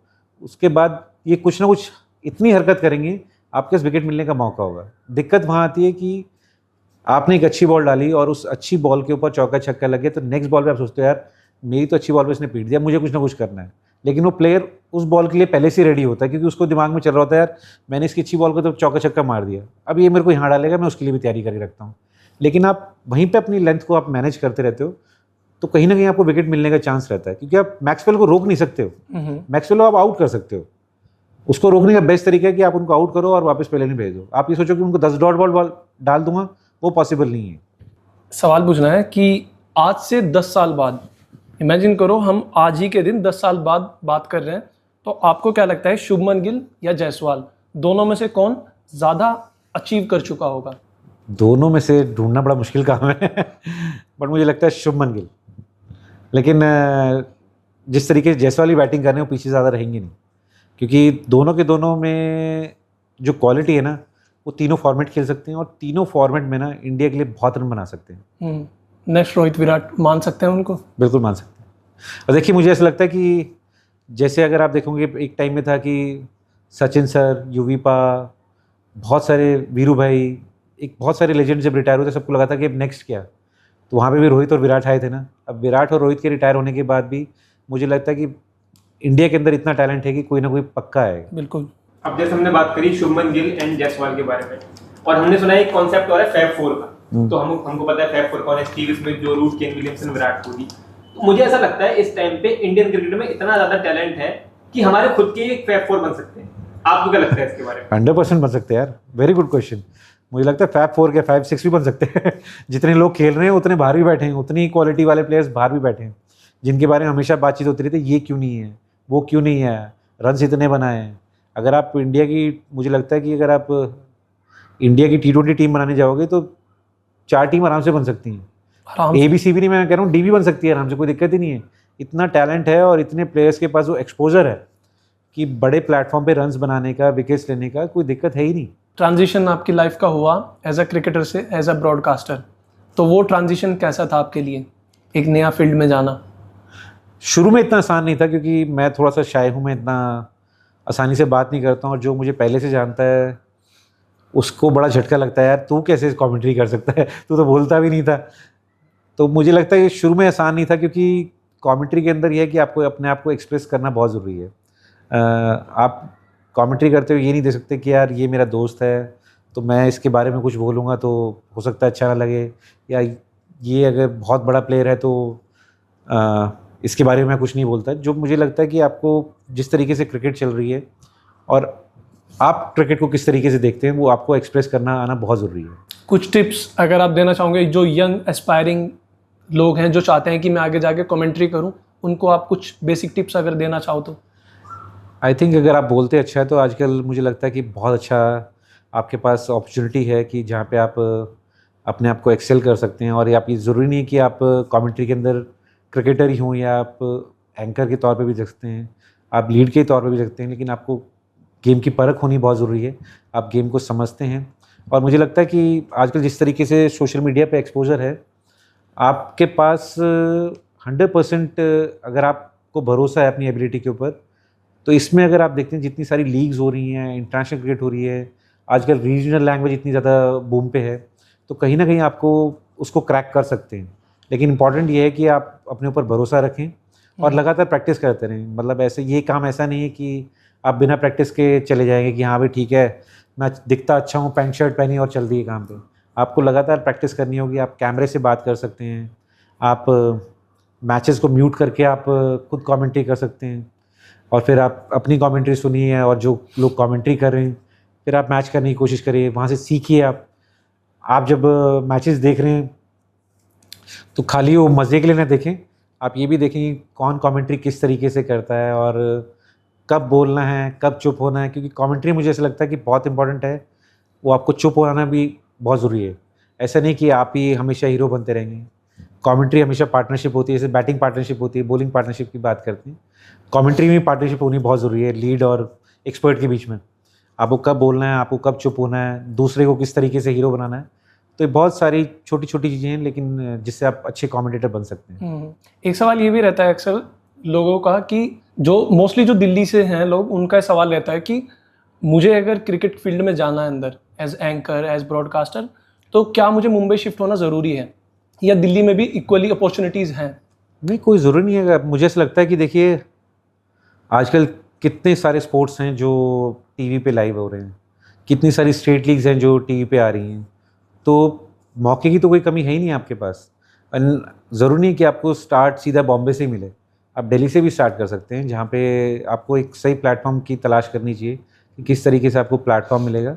और एक बार आप प्लेटफॉर्म आपको अच्छा मिल जाता है और आप उसमें एक्सेल करते हैं, तो आई थिंक बॉम्बे आपको खुद बुलाएगा। इंस्टाग्राम से बड़ा प्लेटफॉर्म तो कोई है ही नहीं, उस पे शुरू कर सकते हैं। बिल्कुल सही कर रहे हैं। मुझे लगता है कि पिछले कुछ सालों से अगर आप देखते हैं सोशल मीडिया से भी आप ये देखिए ना कि कितने लोग ऐसे हैं कि जो अपने आप को एक्सप्रेस कर पा रहे हैं, जो अगर जिनको लगता था कि यार मैं बोलता अच्छा हूँ लेकिन मुझे कुछ सुनने वाला नहीं है, लेकिन वो अपने आप को एक्सप्रेस कर पा रहे हैं, अपनी नॉलेज शेयर कर पा रहे हैं। आजकल मुझे लगता है कि टैलेंट छुप नहीं सकता।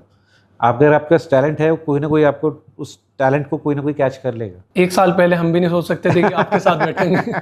जैसे आपने अपना खुद बनाया बेस, जिस तरीके से भी आपने सोशल मीडिया पे काम किया है, मेहनत लगती है। कोई ऐसा नहीं कि कोई ऐसे ही कैमरा ऑन किया और आप बोलना शुरू करोगे तो काम बन जाएगा। आपको लगातार अपनी रिसर्च करनी पड़ती है, आपको एडिटिंग करनी पड़ती है, आसान काम नहीं है। लेकिन वही जैसे मैंने अगर आप खुद भी अपने आप को देखोगे, आपके फॉलोअर्स मेरे से ज़्यादा हैं, क्योंकि आपने लगातार मेहनत करी है, डेडिकेशन के साथ करी है। ऐसा नहीं कि मतलब वो ऐसे ही किसी तरीके से हो गया। आप कितने सालों से मेहनत कर रहे होगे, आपने अपना काम छोड़ के कुछ भी कहीं जाना था, लेकिन आपको पता है कि इस टाइम पे आपको रील शूट करनी ही करनी है, आप अपना वो काम करते हो, देन आप किसी और स्टेप की तरफ जाते हो। तो ये कोई वो चीज़ नहीं है कि आप टाइम पास के लिए कर रहे हो।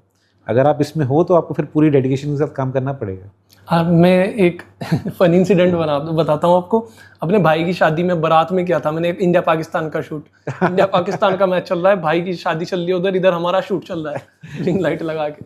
देखिए यही कह रहा हूँ ना मैं। देखो अगर आप खुद इस टाइम पे अगर आप देखते सोशल मीडिया नहीं होता और आप क्रिकेट के बारे में बात करना पसंद करते हैं, आपको लगता है नहीं यार मेरी आवाज़ अच्छी है, मैं क्रिकेट के बारे में नॉलेज शेयर कर सकता हूँ, मेरे पास मैंने रिसर्च करी हुई है सारी की सारी, तो आप कब तक इंतज़ार करते हैं यार मुझे कोई टीम बुलाएगी, मैं कमेंट्री करने जाऊँगा। लेकिन अब सोशल मीडिया पे जाके आप अपने आप को एक्सप्रेस कर सकते हो, लोग सुनना पसंद करते हैं, तभी आपके फॉलोअर्स बढ़ते हैं। छोटे छोटे बच्चे भी बना रहे हैं अभी तो। बिल्कुल। और मैं तो आपका देख रहा था कि आप सोशल मीडिया पे इतना अच्छा कर रहे हो, तो दिस इज़ वेरी गुड कि आपको एक ऐसा प्लेटफॉर्म मिला हुआ है कि जहाँ पे आप धीरे धीरे करके ग्रो कर रहे हो। आपको वही बात है कि ये भी एक जॉब है, जॉब की तरह है कि आपको बिल्कुल अलर्ट रहना पड़ेगा। हाँ भाई अब ये न्यूज़ आई है तो मुझे इसके ऊपर रील बनानी ही बनानी है, और उसके बाद फिर काम सारे आप दूसरी तरफ जाते हो। हाँ भाई खाना बैठ दोस्तों के साथ घूमना है, लेकिन पहले मेरा काम होना बहुत ज़रूरी है। थोड़ी देर पहले हमने बात करी चैंपियंस लीग T20 टूर्नामेंट की, आपने बोला एक्साइटेड है काफी, है मुझे भी लगता है बहुत एक्साइटेड है क्रिकेट के, थोड़ा सा फुटबॉल तरीके से, चाहे फुटबॉल में चैंपियंस लीग होती है वैसा सा हो जाएगा। बट इसमें मेरा एक डाउट है, जैसे कि कोई प्लेयर सिडनी सिक्सर्स में खेलता है एंड वही प्लेयर अब यहाँ पे IPL में किसी RCB में खेलता है, अब दोनों टीम्स अगर उस टूर्नामेंट में पहुंची आगे, तो मुझे ये लगता है कि दोनों मतलब कोई एक प्लेयर दो टीम में नहीं खेल सकता एक साथ। तो उस पर आपकी क्या सोच है कि कुछ चेंजेस आएंगे उसके बाद? जब चैंपियंस लीग पहले भी होती ना, तो ये भी उस टाइम में भी काफ़ी ये जो पॉइंट्स है ना काफ़ी चर्चा में था कि जैसे क्योंकि बहुत सारे प्लेयर्स ऐसे थे ना कि उस टाइम में तो कम लीग्स थी, मुझे लगता है बहुत ही कम लीग्स थी, तो ऑटोमेटिकली वो IPL की तरफ आ जाते थे क्योंकि उनका यहाँ पे कॉन्ट्रैक्ट भी बड़ा होता था। एंड देन लेकिन अब क्या हो गया, अब हर कंट्री में एक लीग हो रही है अब, और वही प्लेयर्स हैं जो हर कंट्री में खेल रहे हैं। अगर आप देखोगे आपको वर्ल्ड क्रिकेट में इस टाइम 30 से 40 प्लेयर ऐसे मिल जाएंगे जो हर लीग में खेल रहे हैं, वो एटलीस्ट साल के अंदर 4 या 5 लीग खेल रहे हैं। वही टीमों के नाम अगर चैंपियंस लीग स्टार्ट होती है, वही 3 टीमों से भी क्वालिफाई करते हैं, तो उनके लिए वो टेक करना बहुत मुश्किल हो जाएगा। और आई थिंक वो रूल्स है ना, जब अगर कभी चैंपियंस लीग स्टार्ट भी होती ना, वो स्टार्टिंग में बनना बहुत ज़रूरी है कि आपको जो बेस है ना, या आपका जो होस्ट कंट्री की है, जब आपकी घर की जो कंट्री है जहाँ पे आपका घर है, अगर वो टीम क्वालिफाई करती है तो फर्स्ट आपको वहीं से खेलना चाहिए, फिर आप उसको स्विच नहीं कर सकते हैं। आई थिंक वो बेटर रहेगा, लेकिन वो लीग स्टार्ट होने से पहले ही होना चाहिए, क्योंकि जब हम वो 2-3 साल खेल रहे थे ना, हर साल वो जैसे ही आप क्वालिफाई करते थे, चैंपियंस लीग शुरू होने से पहले यही चर्चा हो रही थी भाई ये प्लेयर अब कहाँ से खेलेगा। क्योंकि मुझे याद है कि वेस्ट इंडीज़ के इतने प्लेयर थे, IPL में सुपर हिट थे, पोलार्ड हो गया, ब्रेवो हो गया, सुनील नारायण हो गया। अब CSK, MI या KKR में से अगर क्वालिफाई कर रहे हैं कोई, वहीं अगर आप उनकी वेस्ट इंडीज़ में TNT की टीम को देखोगे, वो टीम जीत रही होती है हमेशा, वो हमेशा जीते थे। अब वो टीम भी क्वालिफाई कर गई, यहाँ से उनकी टीम क्वालिफाई कर गई, तो दोनों के लिए मुश्किल हो जाता था। तो मुझे लगता है कि वो प्लेयर्स बेटर रहेगा कि अपने घर वाले से टीम से खेलें, तो उसको भी बेस ज़्यादा मिलेगा, उसको compete करने का मौका मिलेगा। क्योंकि जैसे ही वो बड़े प्लेयर्स अगर इस टीम में आ जाएंगे तो फिर उनके पास कुछ बचता नहीं है कि वो जाके उस स्टेज पे जाके अच्छा कर पाएँ। अब ये भी तो कन्फ्यूजन होगा ना, एक अगर अब होती है चैंपियंस लीग तो उसमें एक मुंबई इंडियंस रहेगी प्लेऑफ में, एक MI Cape Town, MI New York, सारी तो मुंबई इंडियंस की टीम भरी हुई है, तो वो कन्फ्यूजन नहीं हो जाएगा? देखिए, मुझे ऐसा लगता है कि अगर आप मुंबई इंडियंस को देखते हैं, MI केप टाउन को देखते हैं, जो आप सेट ऑफ प्लेयर्स देखते हैं बिल्कुल अलग हैं। ऐसे नहीं कि वही प्लेयर्स खेल रहे हैं, आपको 2-3 प्लेयर्स कॉमन दिख सकते हैं, बट अगर वो डिफरेंट टीम्स हैं, डिफरेंट सेटअप हैं, वो लीग्स डिफरेंट कंट्री में हुई हैं, तो मुझे नहीं लगता कोई इसमें दिक्कत नहीं है। सिर्फ आपको मुंबई का नाम दिख जाएगा, इसके अलावा कुछ नहीं एज अ फैन हम कंफ्यूज हो जाएंगे कि सपोर्ट किसको करना है। आप इंडियंस और केप टाउन को याद रख लेना वो बेटर रहेगा। कि 2012 में जब वो टीम जीती तो पहले दिन से बात था कि इस बार तो हम जीत रहे हैं। तो 2025 में royal Challengers Bangalore finally IPL जीती, और ऐसा लगा इस टीम के अंदर भी वो बिलीव था। वो 2012 KKR बने, हर प्लेयर परफॉर्म कर रहा है, डिफरेंट मैच में different man of the match जीत रहे हैं प्लेयर्स। तो इस टीम के बारे में आप क्या कहेंगे जो RCB जीती 2025 में बार IPL? देखिए, मुझे ऐसा लगता है कि RCB का जो बेस्ट चीज़ रहा ना इस सीज़न में, वो रहा कि उनके पास जिस तरीके से ऑक्शन में उन्होंने प्लेयर्स सेलेक्ट करे थे या प्लेयर्स लिए थे ना, हर प्लेयर को एक पोजीशन के लिए लिया हुआ था कि हाँ भाई, ये प्लेयर हमारे इस टाइम पे काम आएगा और इसके लिए हमें उसको तैयार करना है, और उस प्लेयर को उसको बैक किया गया। ये हमारा खेलने का तरीका हो गया, उसके लिए हमें कौन से प्लेयर चाहिए और उनको ऑक्शन में खरीदा गया। उससे पहले होता ना, बहुत सालों तक अगर आप RCB देखेंगे ना, आपको लगता है कि 4 या 5 तो वर्ल्ड क्लास प्लेयर्स दिख रहे हैं, लेकिन बाकी जो सेट ऑफ प्लेयर्स थे ना, उनको कंसिस्टेंटली मौके नहीं मिलते थे, उनको लगातार बैक नहीं करते थे वो लोग। हर प्लेयर ने, किसी ने 3 खेले हैं, किसी ने 5 खेले हैं, किसी ने 2 खेले हैं, किसी ने, वो लगातार रोटेट होते रहते थे। इस बार जिस तरीके से उन्होंने टीम बनाई थी, वो क्लियर था कि भाई ये टीम की तरह खेलेंगे, और इसमें हर प्लेयर को है ना एक वो दिया जाएगा कि आपको इस सिचुएशन में अपनी तैयारी करके आनी है, और एक्सपीरियंस को लिया गया, इंडियन एक्सपीरियंस को लिया गया। अगर आप देखते हैं, भुवी को देख लीजिए, आप कुणाल पांड्या को देख लीजिए, जितेश शर्मा को देख लीजिए, 3 और भी प्लेयर्स होंगे ऐसे जिनको भूल रहा हूँ मैं, 3 प्लेयर ऐसे लिए गए थे कि जो IPL में लगातार इतने सालों से अच्छा कर रहे हैं, उनको पिक करते हैं ताकि एक्सपीरियंस भी आ पाए। आपको एक्सपीरियंस की ज़रूरत पड़ती है, और मुझे ऐसा लगता है कि अगर आप RCB की इस साल की टीम में देखेंगे ना, तो आपको बहुत कम चेंजेस मिलेंगे प्लेइंग 11 में। उससे पहले आप कितने सालों की टीम उठा के देखना, आपको आइडिया हो जाएगा कि वो लगातार आपको हर मैच में कितने चेंजेस दिखते थे। क्योंकि इस बार उन्होंने प्लेयर्स को बैक किया, उन्हीं प्लेयर्स को बैक किया, और फिर उन्हीं प्लेयर्स ने ना आपको वो कप उठवाया। 2 या 3 प्लेयर ने नहीं उठवाया, पूरी टीम ने आपको सही समय आके अच्छा परफॉर्म किया, तभी वो आप कप जीते हो। RCB की बात चल रही है तो क्रिस गेल की भी बात कर ही लेते हैं। क्रिस गेल ने 175 किए थे, उस पर मतलब जब उन्होंने वो रन्स बनाए तो सभी टीम्स में क्या अफवाह, क्या माहौल फैला था, क्या खौफ फैला था वो सभी टीमों के बीच में। नहीं, देखिए, मुझे लगता है क्रिस गेल का तो वैसे ही खौफ था यार, और जब मैं खेल रहा था वो तो उनका प्राइम टाइम था। मतलब हर टीम के लिए ना बहुत मुश्किल था कि यार क्रिस गेल को कैसे रोकोगे, क्योंकि जब इनका बल्ला चलता है तो फिर बहुत मुश्किल हो जाती है। एंड अगर आप देखो, क्रिस गेल स्मार्ट भी बहुत थे कि भाई किस तरीके से मुझे कौन से बॉलर के खिलाफ रन बनाने हैं, ये बॉलर फंस गया तो मैं इसी ओवर में कभी भी 30 रन बना दूंगा। आई थिंक जिस ग्रेजुअली अगर आप देखेंगे तो अपने लास्ट के 3-4 साल जब वो खेल रहे थे ना, बॉलर्स को पिक करते थे, हाँ भाई ये बॉलर को मैंने तोड़ना है, ये सही टाइम में आ गया रन बनाने के लिए। लेकिन क्रिस गेल को मैंने सिर्फ 2 बॉलर्स ऐसे हैं जिनको मैंने देखा कि यार क्रिस गेल को था कि मैं रन बनाऊंगा तो बनाऊंगा कैसे। सुनील नारायण, मैंने बहुत कम देखा क्रिस गेल को सुनील नारायण को मारते हुए।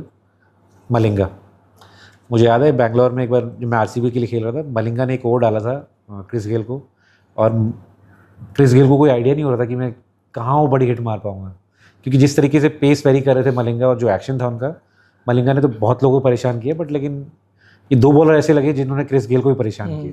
गेल की हम बात करते हैं तो अक्सर एक इंप्रेशन है कि he is a T20 player only, कि लीग्स में खेलते हैं, इतने छक्के मारे हैं, ये करा है, लेकिन लोग अक्सर ना ये भूल जाते हैं कि यार उतने बढ़िया वो टेस्ट प्लेयर भी है।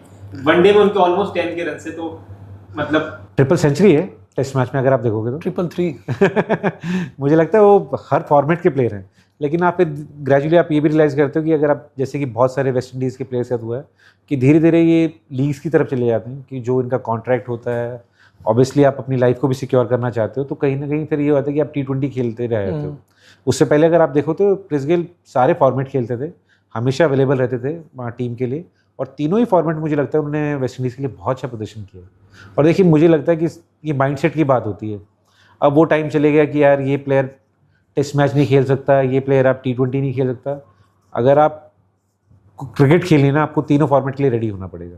यू नेवर नो आपको कौन सा मौका कब मिल जाए। हमने ऐसे भी इंडियन यंग प्लेयर्स की बात करी काफ़ी, कि शुभमन गिल, जायसवाल, साई सुदर्शन, ये बहुत टैलेंटेड प्लेयर्स हैं।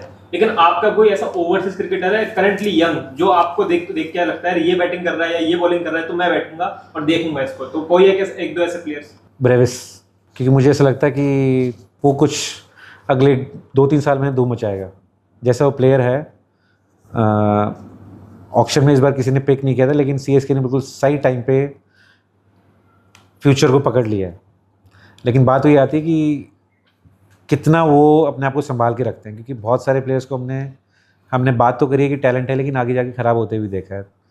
ब्रेविस को आप देखते हो तो उनके पास वो क्वालिटी है। बहुत टाइम बाद ऐसा फॉरेन प्लेयर दिख रहा है जो बीच के मिडिल ओवर्स में आके उतनी तेज़ी से रन बना सकता है। क्योंकि बहुत सारे फॉरेन प्लेयर्स देखोगे ना, या तो आखिर के 3-4 ओवर में रन बना रहे होते हैं या पावर प्ले में रन बना रहे होते हैं। लेकिन मिडिल ऑर्डर में अगर आपको कोई पावरफुल हिटर मिल जाए, स्पेशली आपको फॉरेन प्लेयर मिल जाए, उससे बढ़िया कोई बात नहीं हो सकती। CSK ने उसको बेस प्राइस पे उठा के सही टाइम पे मौका दे दिया, क्योंकि इसके बाद वो काबू नहीं आने वाला। अच्छा, ऋतुराज गायकवाड़ को मुझे ऐसा लगता है कि उसका जिस लेवल के ऋतुराज प्लेयर है, बहुत पोटेंशियल है उनके अंदर, कहीं ना कहीं उनका पोटेंशियल वेस्ट हो रहा है उनका। आपको क्या लगता है ऋतुराज पे, आपकी क्या व्यूज़ हैं? वेस्ट तो बिल्कुल भी नहीं हो रहा है। वेस्ट क्यों होना है? मुझे लगता है कि ऋतुराज को अगर आप देखते हो कि जब भी खेलते देखते हो आपको हमेशा वो क्लास दिखती है उनमें कि यार इस लड़के के पास है ना वो एक्स्ट्रा टाइम है। जो हम रोहित के बारे में बात कर रहे थे ना, कि कोई भी पेस आ रही हो, स्पिन को बहुत बढ़िया तरीके से खेलता है। CSK के लिए लगातार आप अच्छे रन बना रहे हो, लेकिन कंपटीशन इंडियन टीम में इतना ज़्यादा है ना, आपको पिक करने के लिए बहुत मुश्किल हो जाता है कई बार। अगर आप देखिए भी जायसवाल भी नहीं है, अगर इंडिया की T20 की टीम में देखेंगे जायसवाल नहीं है, शुभमन गिल नहीं है, साई सुदर्शन नहीं है, और इन तीनों ने इस सीज़न भी रन बनाए, काफ़ी रन बनाए IPL में, लेकिन इनके बारे में भी चर्चा भी नहीं हो रही है। तो मुझे लगता है वो जो कंपटीशन है ना, बहुत बहुत ज़्यादा है इंडियन टीम के अंदर। और जैसे जैसे क्रिकेट हो रही है ना आजकल, सिलेक्टर कोचेस जब वो सिलेक्ट भी कर रहे होते हैं ना, खाली आपके नंबर ऑफ रन्स नहीं देख रहे हैं, आप ये भी देखते हैं कि ये प्लेयर का जो प्रोफाइल है वो किस तरीके से हमारी टीम में फिट होता है। अगर हमारे पास एक एग्रेसिव ओपनर है तो दूसरा हमें किस तरीके का ओपनर चाहिए उसके साथ, 3 नंबर का बैटर उनके साथ कैसे मिक्सअप होता है। क्योंकि मुझे ऐसा लगता है कि वो होना T20 के अंदर बहुत ज़रूरी है, रादर दैन कि यार इस प्लेयर की इतनी एवरेज है, इतने रन बनाता है, या इसका स्ट्राइक रेट ही है। आपके पास वो सही प्लेयर आपकी टीम में फिट होने बहुत ज़रूरी है। अच्छा, CSK का जैसे एक ओरा रहा है, उस ओरा का एक बहुत बड़ा रीज़न रहा है उनके कैप्टन MS धोनी, ये बात सबको पता है। तो अब MS धोनी कैप्टन नहीं रहे हैं, उनका टाइम हो गया है पूरा। तो ये बात धोनी को तो नहीं बताई आपने? नहीं, मतलब धोनी का प्राइम जा चुका है, ये सबको पता है। अब एक नए कैप्टन की तरफ CSK देख रही है, और ये भी सुनने में आ रहा है कि संजू सैमसन CSK में आ सकते हैं, वो इंटरेस्टेड है। राजस्थान रॉयल्स उनको रिलीज करने वाली है। तो आपको लगता है कि वो एक अच्छा कैप्टनसी ऑप्शन हो सकते हैं CSK के लिए? KKR बुलाओ संजू को यार। KKR को भी विकेट कीपर बैटर की जरूरत है, ये तो और आई थिंक मुझे ऐसा लगता है संजू का थोड़ा सा KKR के लिए अनफिनिश वो भी रहता है, वहाँ पे थोड़ा सा टाइम रहता है, क्योंकि 2012 में था शायद संजू KKR की टीम में, तब खेलने का मौका नहीं मिला था उसको। अगले साल RR में गया तो चमक गया एकदम बिल्कुल वहाँ जाके। तो मुझे लगता है कि KKR को भी ज़रूरत है, और संजू भी KKR में है तो बहुत अच्छी बात है। But coming back to your question, CSK मुझे लगता है बहुत कोशिश करेगी कि उनको चाहिए एक नाम ऐसा कि जो MS जब भी कहते हैं कि भाई मुझे और क्रिकेट नहीं खेलना है, तो उसके बाद उनको एक ऐसा चाहिए कि जो लीडर हो, विकेट कीपर बैटर हो। संजू एक ऐसे प्लेयर हैं जो 3 नंबर पे बैटिंग कर सकते हैं, ओपन भी कर सकते हैं, और संजू जैसा क्वालिटी का प्लेयर मुझे लगता है कौन सी टीम नहीं चाहेगी कि संजू हमारे पास आ जाए। क्योंकि आपको पता है कि संजू जैसा प्लेयर है, एक बहुत बड़े स्ट्राइक रेट से आपके 400-450 रन पक्के हैं हर सीज़न में, और इतने अच्छे स्ट्राइक रेट बहुत कम प्लेयर बना पाते हैं। ऊपर से विकेट कीपिंग कर सकते हैं आपके लिए, आपको कैप्टनसी की ज़रूरत है तो कैप्टनसी कर सकते हैं। तो मतलब ऐसा प्लेयर मिलता ही कहाँ है यार। साउथ की कंडीशंस को भी जानते हैं वो, सारी कंडीशंस को जानता है। वो तो सभी conditions- कौन सी कंडीशंस को नहीं जानता। अच्छा। संजू ने कौन सी पिच पे रन नहीं बनाया। KKR की किस्मत क्या खराब रही है? आपको क्या लगता है KKR से जो भी निकलता है स्टार बन जाता है? सूर्य कुमार यादव, शुभमन गिल और संजू सैमसन, ये क्या किस्मत खराब है? क्या हर टीम में होता है। ऐसी कौन सी टीम है जिसमें आप देख के एक कहोगे कि यार ये प्लेयर वहाँ से नहीं निकला? मुझे ऐसा लगता है कि आप अगर ढंग से रिसर्च करो, मुंबई इंडियंस की टीम से जितने प्लेयर्स निकले हैं ये भी और आगे जाके सुपरस्टार बने, उतने किसी भी टीम में नहीं गए होंगे। या आप दिल्ली की टीम उठा के देखो पहले 3 साल की, उस टीम में जो प्लेयर थे और जब वो दिल्ली से निकले और आगे जाके अपनी टीम के लिए सुपरस्टार्स बने, ऐसे कहाँ प्लेयर मिलते हैं। बहुत सालों की अगर बात करो, 3 ऐसे प्लेयर्स जो केकेआर की टीम में या केकेआर को जिनको रिटेन करना चाहिए थे रिटेन नहीं कर पाई, या प्लेयर्स रिटेन नहीं होना चाहते थे, उनमें से सूर्य कुमार यादव, शुभमन गिल, कुलदीप यादव, 3 ऐसे प्लेयर होंगे जिनको मुझे लगता है कि केकेआर के लिए और लंबे टाइम तक खेलना चाहिए था। Shreyas Iyer, Shreyas Iyer, yes, 4th। श्रेयस ये है ना कि 1 साल ही पूरा लंबा टाइम दे पाए, क्योंकि उससे पहले इंजर्ड हो गए थे। तो एक बाकी आप शुभमन को देखते हो, सूर्य को देखते हो, कुलदीप को देखते हो, तो इनका काफ़ी टाइम के लिए खेले हैं लोग। तो जैसे हमने बात करी कि उन्होंने कुछ प्लेयर मिस कर दिए, जैसे कि सूर्य कुमार यादव चले गए और शुभमन गिल चले गए। इस बार हमने देखा कि उन्होंने फिल सॉल्ट को जाने दिया, इन्होंने आरसीबी आके कितना अच्छा करा। एंड तो आपको क्या लगता है कि क्या इस बार गलती क्या कर दी, ऐसी क्या कुछ मिस्टेक्स कर दी, या फिर ये होता है कि एक बार अगर सीजन आपका अच्छा चले गया तो थोड़ी बहुत फॉर्म खराब होती है नेक्स्ट सीजन? हमने अक्सर देखा अंजन साहब सीएसके को 2 बार जीत गया कुछ, या फिर जीटी की बात करें जो फाइनल पहुंची थी, तो क्या लगता है केकेआर ने ऐसी क्या मिस्टेक्स कर दी? देखिए, मुझे ऐसा लगता है कि आपने ना जो प्लेयर्स रिटेन करे थे ऑक्शन में, वो बहुत अच्छे करे थे। ऑक्शन से पहले आपने 6 प्लेयर्स ऐसे रिटेन करे थे जो आपके लिए अच्छा कर रहे थे, जो कॉन्फिडेंट थे और जिनके साथ आप अपना फ्यूचर प्लान कर सकते हो। ऑक्शन में ज़रूरी नहीं है कि आप हर प्लेयर वो आपको मिल जाए जो आप चाहते हो, या जिस प्लेयर ने आपके लिए अच्छा किया वो आपको मिले ही मिले। आपको डिपेंड करता है कि कौन से नंबर पे आपका नाम आता है, उस टाइम तक आपके पास कितना बजट है, आपकी टीम क्या सोच रही है क्या नहीं सोच रही है। फिल सॉल्ट मेरे ख्याल से पहले आए थे शायद वेंकटेश अय्यर से, और फिल सॉल्ट के लिए बिड भी किया था। लेकिन कई बार आप इतना सोचते नहीं है कि यार कि ये प्लेयर हमें इस प्राइस पे मिलेगा, क्योंकि आपको पूरी ऑक्शन देखनी होती है। आपको सिर्फ ये नहीं देखना होता कि मुझे 2 प्लेयर वापस चाहिए। और कभी भी ऑक्शन में आप अपने जिस टीम ने आपको चैंपियन बनाया, हर प्लेयर को तो आप रिटेन वैसे भी नहीं कर पाओगे। कभी ना कभी आपको कुछ ना कुछ प्लेयर्स को जाने देना पड़ता है, तभी आपको वो सही प्लेयर्स आपको मिल पाते हैं। मुझे ऐसा लगता है कि केकेआर लास्ट ईयर इतना अच्छा नहीं कर पाई, क्योंकि कई मैचेस ऐसे थे जहाँ पे उनको जीतना चाहिए था और वहाँ पे वो मिस आउट कर गए। अगर आप पिछले सीजन में देखते हैं, वो कभी भी ना मोमेंटम मिला ही नहीं कि जब वो 2-3 मैच लगातार अच्छा खेले और कहे कि यार नहीं, केकेआर इज़ बैक। वो एक मैच जीत रहे थे, एक हार रहे थे, एक जीत रहे थे, एक हार रहे थे, तो उससे ना वो आपको ना मोमेंटम नहीं मिल पाता।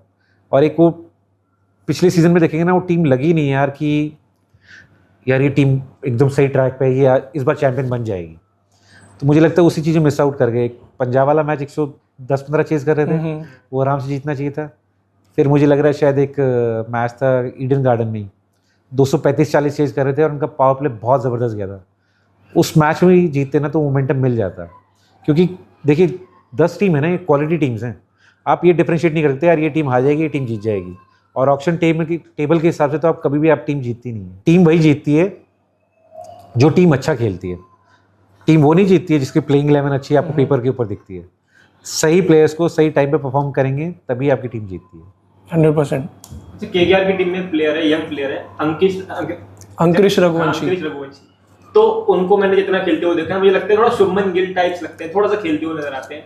तो क्या लगता है कि वो केकेआर के फ्यूचर हैं कि इस प्लेयर को तो लंबा केकेआर में रहना है? देखिए, मैंने तो जितनी भी उनकी बैटिंग देखी है, मुझे लगता है फ्यूचर बन सकते हैं केकेआर का, जिस तरीके से परफॉर्म कर रहे हैं।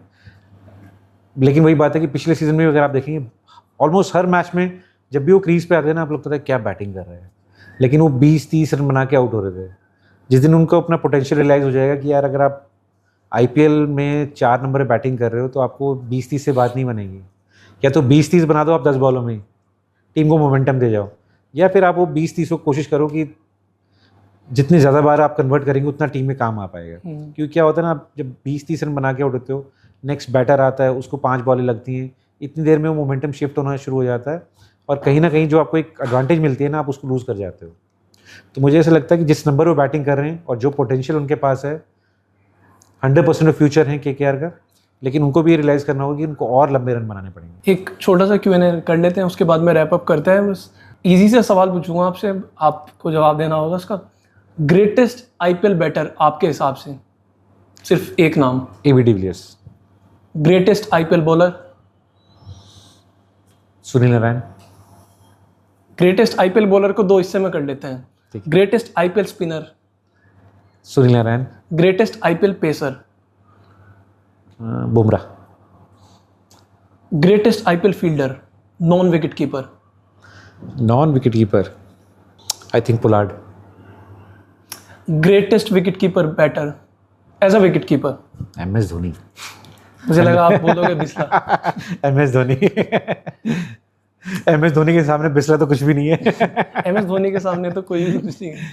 आपका फेवरेट वेन्यू कौन सा आईपीएल में? क्या आपको लगता है यहाँ खेल रहा हूँ तो यहाँ तो रन बनने वाले हैं? Chennai. Chennai. Greatest IPL captain?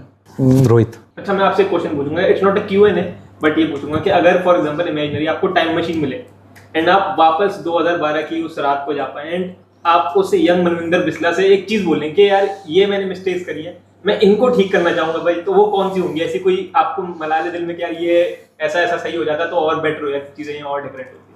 पहले तो अपना क्वेश्चन बदलो। 2012 में यंग क्यों बोला? यंग मैं अभी भी हूँ। मैं इतना ओल्ड नहीं हुआ। मतलब बिल्कुल यंग एकदम। देखिए 2012 के फाइनल की बात करेंगे तो उस रात को मैं कुछ भी चेंज नहीं करना चाहूँगा। जो भी था बहुत अच्छा था और उससे बेटर कुछ नहीं हो सकता। वैसे पूछोगे अपनी लाइफ में, मुझे लगता है कि अगर कुछ टाइम मशीन में जाके मुझे चेंज करना होगा तो मुझे लगता है चेंज करना होगा, मुझे और ज़्यादा रन बनाने चाहिए थे ताकि मैं और बेटर क्रिकेट खेल पाता।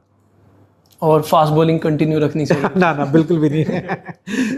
बहुत सीवियर बैक एंड इंजरी हो गई थी, इस वजह से खेलना बिल्कुल बॉलिंग छोड़ दी और बॉलिंग का टैलेंट था भी नहीं है। टू बी ऑनेस्ट अंडर 19 तक ठीक है, लेकिन उसके आगे कुछ नहीं था। अच्छा, आप एयर इंडिया के लिए भी खेले हो क्रिकेट? आपकी बहुत साल। धोनी के साथ भी एक पार्टनरशिप हुई थी आपकी एक? बिल्कुल, कॉर्पोरेट कप था, BCCI ने लॉन्च किया था ताकि प्लेयर्स को और जॉब्स मिल पाएँ और कॉर्पोरेट्स भी क्रिकेट की तरफ देखें। तो उस सीज़न में एयर इंडिया की 2 टीम थी, एयर इंडिया रेड और ब्लू। तो हम ब्लू में खेल रहे थे चंडीगढ़ में। धोनी था हमारी टीम में, भज्जू भाई थे, RP, कैब भाई भी हमारी टीम में थे। तो काफ़ी अच्छी टीम, दोनों टीम बहुत अच्छी बनी थी। दूसरी टीम में थे युवीपा थे, रॉबिन था, बहुत अच्छी टीम्स बनी हुई थी।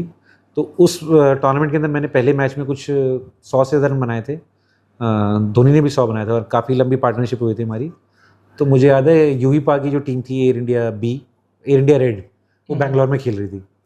तो उसके बाद युवीपा ने मुझे फ़ोन करके बोला था कि तू रेडी रहे IPL के लिए, क्योंकि तो युवीपा ने मुझे मौका दिलवाया था मेरा पंजाब किंग्स के लिए 2010 में। 10 में। तो युवीपा ने कहीं ना कहीं वो मेरे अंदर वो बात देखी थी, यहाँ ये लड़का अच्छा कर सकता है, और वही थे जिन्होंने मुझे फर्स्ट IPL में ब्रेक दिया। 9 में भी तो आप शायद IPL का पार्ट थे। डेक्कन चार्जर्स, लेकिन मुझे खेलने का मौका नहीं मिला था, ना ही मुझे साउथ अफ्रीका लेके गए थे। अच्छा, क्योंकि वो पूरा साल मेरा इंजरी में रहा था, तो पार्ट ज़रूर था लेकिन मुझे मौका दिया नहीं गया था। बहुत बहुत शुक्रिया नो वरीज, हमसे बात करने के लिए, मुझे बहुत मज़ा आया आपसे बात करके, अपना कीमती समय देने के लिए। No worries. ठीक है, फिर करते हैं इस एपिसोड को यहीं पे ख़त्म। और अगर आपको ये वार्तालाप अच्छी लगी हो तो सब्सक्राइब करना ना भूलें और फॉलो करें क्रिक जीशान, क्रिकेट पंचायत और मानविंदर बिस्ला को इंस्टाग्राम पे। Thank you.